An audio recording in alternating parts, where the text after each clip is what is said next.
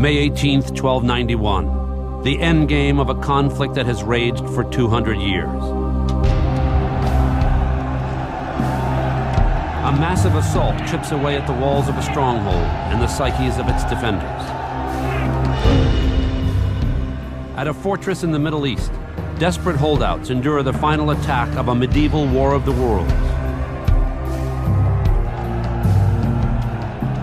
So the idea of the Crusades, the symbolism of the Crusades, became the clash of civilizations.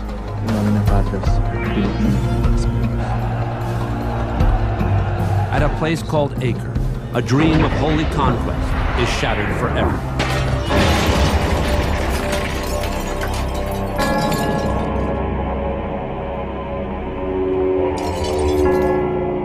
"700 years later, archaeologists pick up the pieces of a moment in time that changed the world." Here we can really feel the last day of St. John Church. We find some remains of the stained glass that fell down and crashed into the floor.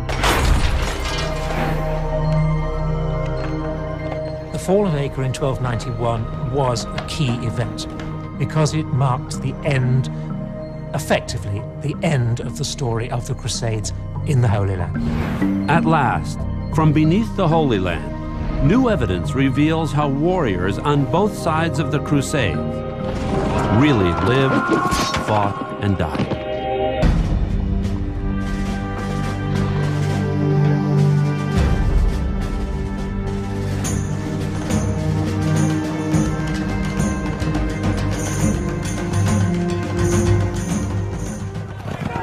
For over 2 centuries, Christian and Muslim armies are locked in a deadly embrace. From 1096 to 1291 AD, the lands of today's Mideast change hands in a series of 8 crusades. Before the sides part, tens of thousands die in a glut of battles and massacres. In the late 11th century, Muslim sultans rule most of North Africa, Spain, and the eastern shores of the Mediterranean. The Christian world is split in 2. In Europe, a collection of small states and kingdoms. To the east, the Byzantine Empire is controlled from its capital in Constantinople. The Crusades give us a model, they give us a template of the clash of religions and the clash of civilizations and the clash of continents. In the Mideast, Acre is a lively Muslim city in what is today the north coast of Israel. There's no denying that it was a major port and a major commercial center. Both commercial and military. Those are the 2 points. You can't just look at it in a military sense. Acre is also the gateway to the Western world's most sacred piece of real estate. It is called the Holy Land. Its holy core, Jerusalem, a city sacred to Muslims, Christians, and Jews. For some, the dark history of the Crusades evokes the violence that plagues the Mideast today. Many Muslims, particularly in the Middle East, see the creation and the manner of the creation of Israel as an extension of the Crusades themselves. That is, the arrival and the presence of Westerners.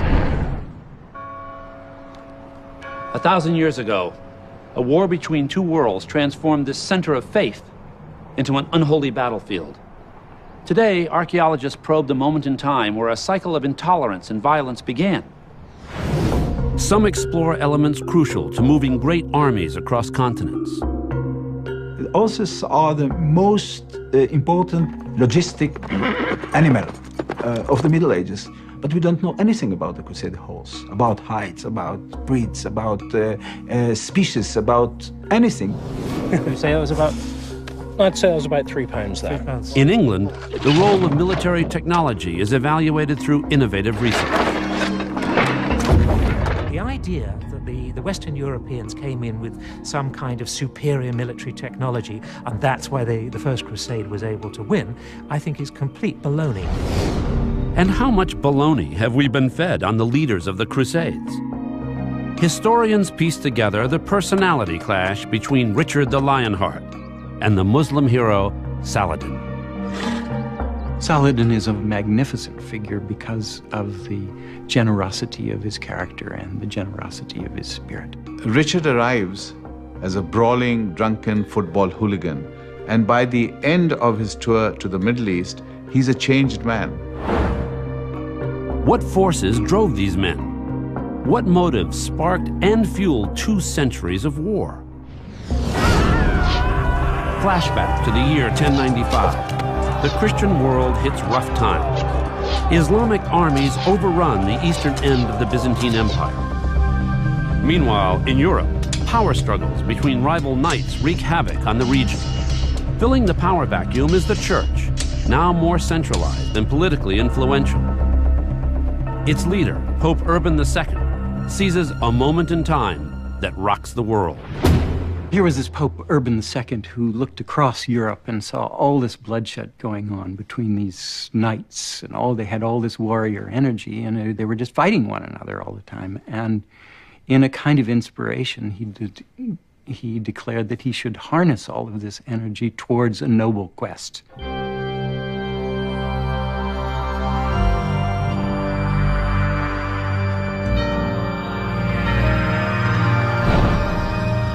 Pope Urban declares the Holy Land is occupied by worshippers of the devil. He orders his flock to liberate Jerusalem from the Muslims. August 1096.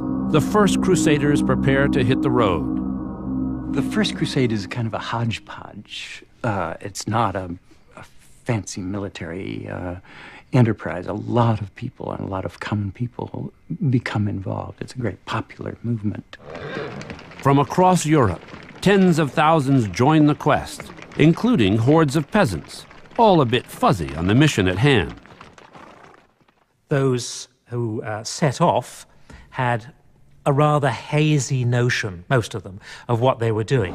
The Crusaders did cause havoc. How were they to live? How were they to sustain themselves? It was almost like Sherman's march through the South. I mean, they had to live off the land, so they were not welcomed as they moved along. As they head east, the peasant mob spins out of control. Along the Rhineland, thousands of Jews are massacred, and 4,000 Hungarians are murdered in one town alone. Before they leave Eastern Europe, most of the peasants die of disease or turn back. When news of the Christian hordes breaks in Jerusalem, the Muslims are underwhelmed. The great majority of people in the Islamic world, they simply regarded Western Europeans as a load of ignorant thugs, as useless for anything, really. So much so that they had virtually no interest in them. Christian military forces depart Europe in 1096. After a 3-year march, they push into the Holy Land.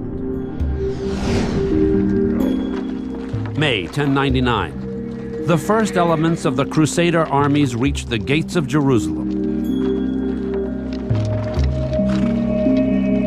Inside the city walls, the Muslim defenders consider their options. The Muslims are inside preparing for war. They're looking out, they're seeing that all of these foreign troops are coming in to conquer their city. So what do? They boil oil, they sharpen their spears, they count their weapons. But in this war of the worlds, which side has the edge?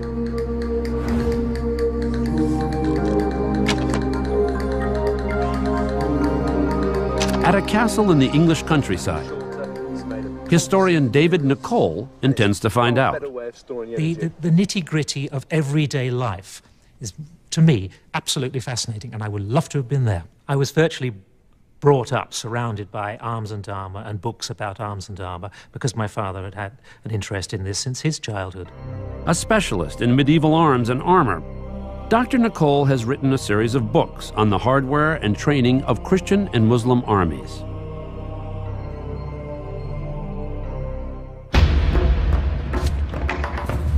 Using reconstructed arms, Nicole and his team attempt to confirm accounts of Muslim fighting styles. Weapons expert Stephen Rafes suits up in traditional garb to keep the simulations as accurate as possible. There are certain military exercises which we know of from the Islamic world. The most famous is training a man to charge with his sword, cutting at a sequence of reeds, reducing the target until he's got down almost to ground level. Now, that takes incredible skill, not only in the use of the weapon, but in riding skills.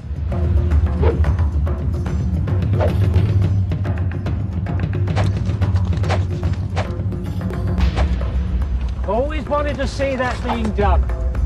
But what if your targets are decked out in Crusader armor? The researchers prove that in this case, even a complete dummy has a chance. Surprisingly little impact was done. We have the sword, he had 3 good shots. The first one across the shield did absolutely nothing whatsoever. Now, the second shot, more effective, he got past the shield, you could say, hit the mail. But the mail, again, is padded by the gambeson underneath, and it was virtually no effect. And the third shot, again very dramatic, hit him across the face. But with this kind of helmet, it might have given the guy a bit of a headache, but again, it was not a really effective blow. But when it comes to Christians in hard hats, Muslim warriors are no dummies. Here, the perfect choice is a medieval can opener called the mace.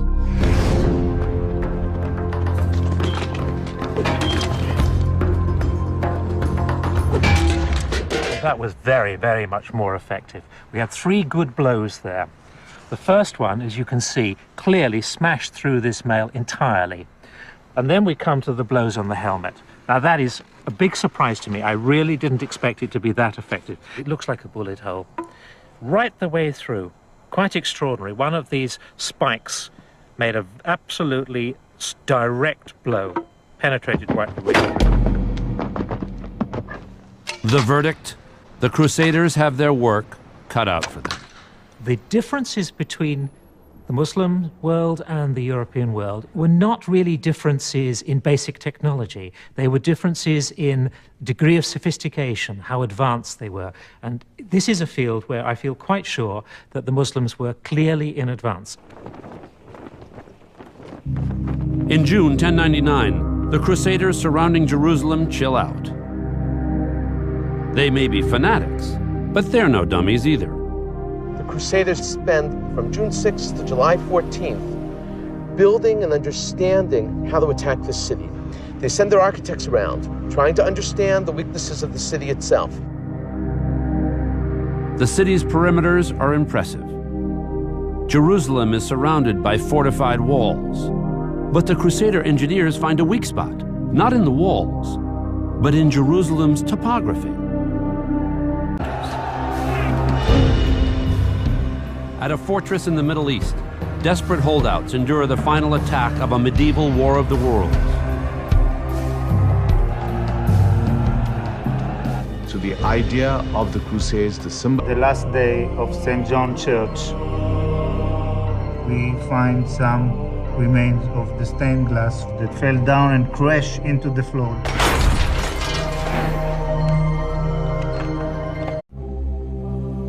May 18th, 1291, the endgame of a conflict that has raged for 200 years.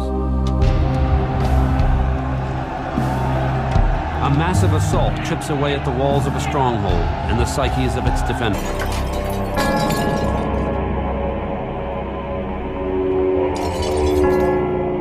"700 years later, archaeologists pick up the pieces of a moment in time that changed the world. Here we can really feel The symbolism of the Crusades became the clash of civilizations.